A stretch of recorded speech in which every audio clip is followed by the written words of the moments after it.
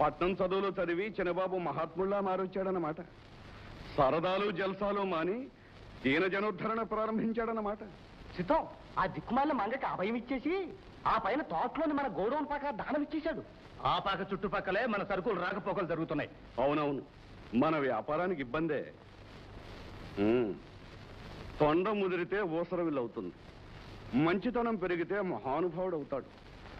అలాంటి మహానుభావులు మనలాంటి వాళ్ళకి చాలా ఇబ్బంది అవుతారు.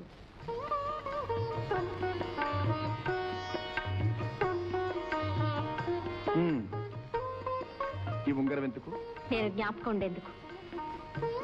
నువ్వే కలకాలం నాలో ఉన్నప్పుడు ఈ జ్ఞాపకాలు ఎందుకు, ఉంగరాలు ఎందుకు? ఏమో, గొప్పింటి బిడ్డవి, ఎత్తైన అంతస్తుల్లో ఉండేవాడివి. నాకు అందకుండా పోవచ్చు, నన్ను మర్చిపోవచ్చు. అవునవును, నిన్ను మర్చిపోవచ్చు. ఏమన్నా? అదే నువ్వన్న మాటే. గొప్పింటి బిడ్డని, పై అంతస్తులో ఉండేవాణ్ణి, నిన్ను మర్చిపోవచ్చు. పంచదార చిలక లాంటి మరో ఆడపిల్లను కూడా ప్రేమించవచ్చు. ఒకటేమిటి కర్మ, 5, 6 డజనులో జొన్నరో ప్రేమించవచ్చు. అయితే నాకు మాట్లాడద్దు. ఆ పంచదార చిలక దగ్గరికి వెళ్ళు. ఏయ్, ఎన్ని పంచదార చిలకలైనా మంచి మనసున్న ఈ పంచవనుల చిలక ముందు దిగదుడిపేగా.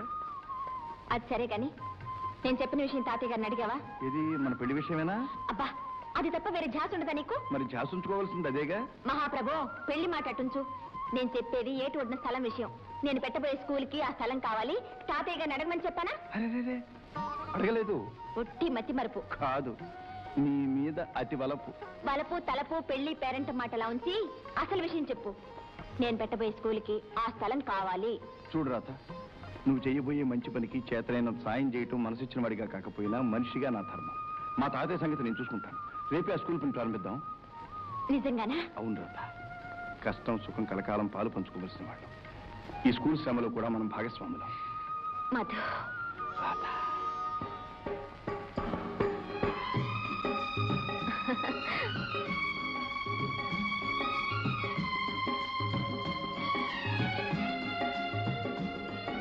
ఏం పంతులమ్మ గారు, స్కూల్ పేరు ఏం పెడదాం?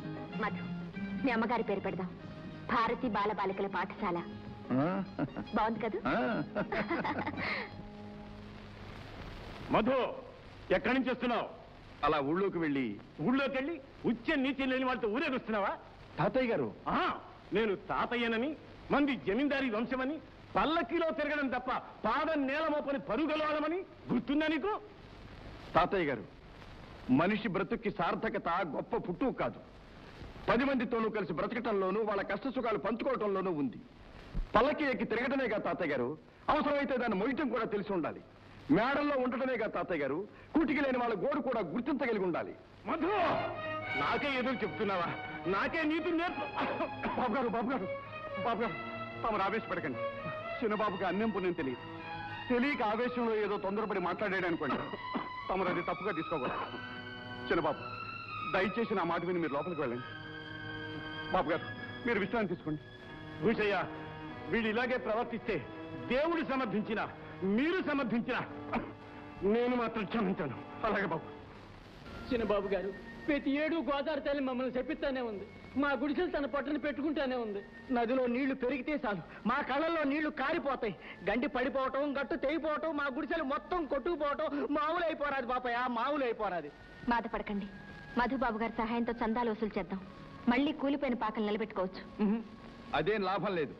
ఈ 7 గుడిసెలు వేస్తే మళ్ళీ వచ్చే 7 వరద కొట్టుకుపోతాయి. దీనికి ఏదైనా శాశ్వతమైన పరిష్కార మార్గం ఆలోచించాలి. ఏం చేద్దాం? ఏమీ లేదు, ఈ గూడెం చుట్టూ ఎత్తుగా కట్ట వేయాలి, రివెట్మెంట్ కట్టాలి. దానికి చాలా డబ్బు అవుతుందిగా. అవుతుంది, 50,000. మరి ఎలా? మా తాతగారిని తీసుకొస్తాను. నువ్వు అడిగితే నేను ఇస్తాను. ఎందుకు అనుకున్నావు? చేసేది మంచి పని కనుక. మంచా కాదా అనేది అనవసరం.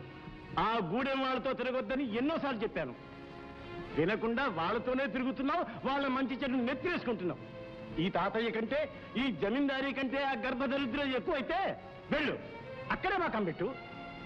అయితే డబ్బు ఇవ్వరన్నమాట. ఇవ్వను. ఇక నన్ను అడిగి ప్రయోజనం లేదు. వెళ్ళు.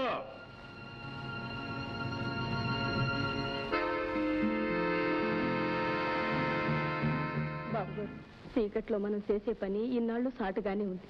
కానీ కొద్ది రోజుల్లో ఎలుగులోకి వస్తుంది, ఈదిలో ఆడుతుంది. ఏంటి నువ్వు అనేది? వీధిలో దీపం పెట్టి వేస్తామంటే వ్యధవేషాలు. వీధి ఎట్లా పడుతుంది, ఎందుకు పడుతుంది? అది కాదు బాబు, నేను నేను నెల తప్పాను. ఎందుకు తప్పేవే? ఓ శరీ మొహం, నీ ఇష్టం వచ్చినట్టు వారాలు నెలలు తప్పేసి ఏదో పెద్ద ఘనకార్యం చేసినట్టు నా మీదకి వస్తే ఎలాగే? బాబు గారు, ఇప్పుడు మీరు అంటే నేనేం చేయాలి?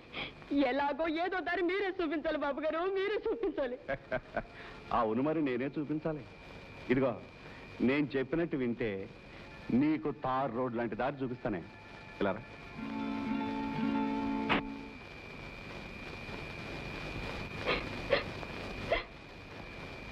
గౌరీ, నువ్వా? ఏమిటి చీకట్లో వచ్చా? చీకటి తప్పు చేసిన వాళ్ళు చీకట్లోనే రావాలి, చీకట్లోనే రాలిపోవాలి.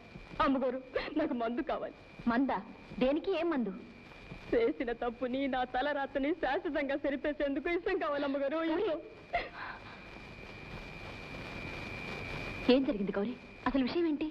ఏముందమ్మగారు, అరిటాకు లాంటి ఈ ఆడబతుకు ముళ్ళు లాంటి మగాడి నమ్మింది, తిరిగిపోయింది. చేసిన పాపం కడుపులో పాప అవుతుంది. మోసపోయిన నాకు ఇక మాసిపోవటమే గతి. ఎవరా మనిషి? ఎవరా నీచుడు? చెప్పు గౌరీ. ఊరి మధ్య నిలబెట్టి బుద్ధి చెప్పి నిన్నేలుకునేటట్టు చేస్తాను. నేను చెప్పినా ఎవరు నమ్మరు అమ్మగారు. ఆయన పేరున్న పెద్దోడు, డబ్బులు మేడలు మిద్దెలు ఉన్నోడు. నేను చెబితే నమ్మరు, నన్నే తిడతారు. గౌరీ, నేను ఆడదాన్ని. గాయపడ్డ ఆడదాన్ని మనసు అర్థం చేసుకోగలను. నిన్నే నమ్ముతాను. చెప్పు గౌరీ. వద్దమ్మగారు, నాకేసి ఇవ్వమండి. లేదు, నువ్వు చెప్పి తీరాలి. ఆయన ఆయన చెప్పు గౌరీ. ఆయన మధుబాబమ్మ.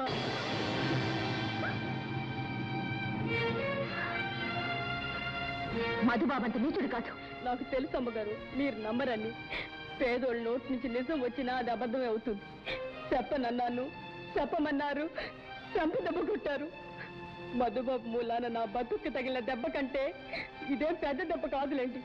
వెళ్తాను అమ్మగారు, ఇంకెప్పటికి కనపడకుండా వెళ్తాను అమ్మగారు.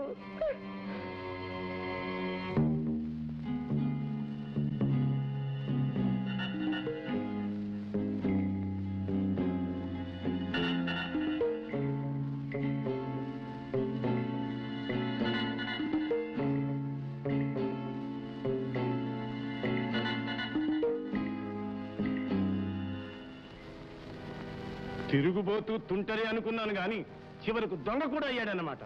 ఆ గూడెం విధవులకు దానం అడిగితే ఇవ్వలేదని అర్ధరాత్రి 50,000 దొంగతనం చేస్తాడా? భూషయ్య, అయ్యా, వెంటనే పోలీసులు పిలిపించు. వాడెక్కడున్నా సరే ఉన్నవాడిని ఉన్నట్టుగా అరెస్ట్ చేయించు. వచ్చారు. 50,000 దొంగతనం చేసిన నేరం నేను అరెస్ట్ చేయడానికి వచ్చాం. నేను దొంగతనం చేశాను. అవును, మీ తాతయ్య గారి హెల్పెట్లో నుంచి సాక్ష్యం? పోయిన సొమ్ము మీ సూట్ కేసులో దొరికింది. మా తాతయ్య గారు నమ్మారా? నమ్మారు బాబు, నమ్మారు. మన మధుబాబు గారు ఇలా ఎందుకు చేస్తారు బాబు అని నేను ఎంత చెప్పినా నా మాట వినకుండా నా నోరు మూసి మిమ్మల్ని ఉన్న పలంగా అరెస్ట్ చేయించమన్నారు. ఎవరి గ్రహచారమో ఎవరికి తెలుస్తుంది బాబు. మిస్టర్ మధు, ఫాలో మీ.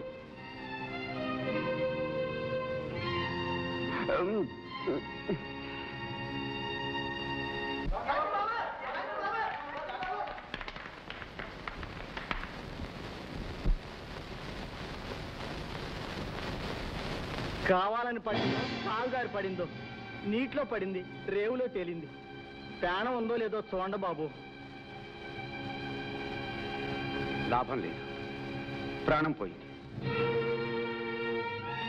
మధుబాబు మూలాన నా బతుక్కి తగిలిన దెబ్బ కంటే ఇదేం పెద్ద దెబ్బ కాదులేండి. వెళ్తాను అమ్మగారు, ఇంకెప్పటికి కనపడకుండా వెళ్తాను అమ్మగారు.